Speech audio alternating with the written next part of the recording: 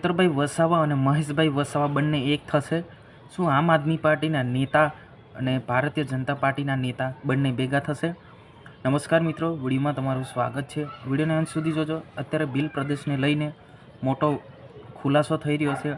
જે બે નેતા છે એ મોટું નિવેદન આપી રહ્યા છે. જે મહેશ વસાવા કહી રહ્યા છે કે ભીલ પ્રદેશ અમે માંગણી કરીને જ રહીશું, અને ચેતરભાઈ વસાવા કહે છે ભીલ પ્રદેશ અમે માંગણી કરીને જ રહીશું. શું બંને નેતા એક થઈને શું માંગણી કરશે? કેમ કે ઘણો બધો ટાઈમથી આ ભીલ પ્રદેશનું જે નામ છે જે એ કરી રહ્યા છે કે ભીલ પ્રદેશ આપો, ભીલ પ્રદેશ આપો.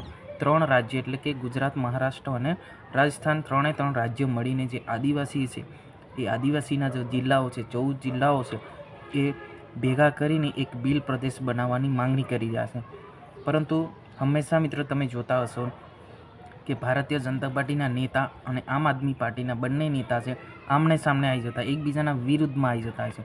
પરંતુ હાલ જે બે નેતા જે છે એ નિવેદન આપ્યું છે કે અમે એક થશું અને ભીલ પ્રદેશ અમે માંગણી કરીને જ રહીશું.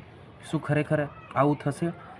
એ તો આવનારા સમયમાં ખબર પડી જશે કે ભાઈ ખરેખર જે બે નેતાઓ છે એ અત્યારે અલગ અલગ જે નિવેદન આપ્યું છે, નિવેદનની અંદર એવું કહ્યું છે મહેશ વસાવા કે અમારી ભીલી બોલી ભાષા જે સમાજ છે, આદિવાસી સમાજ છે, એમને ભીલ પ્રદેશ આપો, જેથી કરીને અમે કેવડિયાની અંદર રાજધાની બનાવીએ.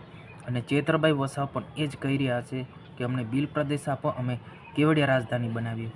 પરંતુ અમુક નેતાઓ છે જે એ એવું કહી રહ્યા છે કે ભીલ પ્રદેશ જે છે એ નહીં મળે. તો આવનારા સમયે જે પણ હશે એ આપણને જોવા મળી જશે.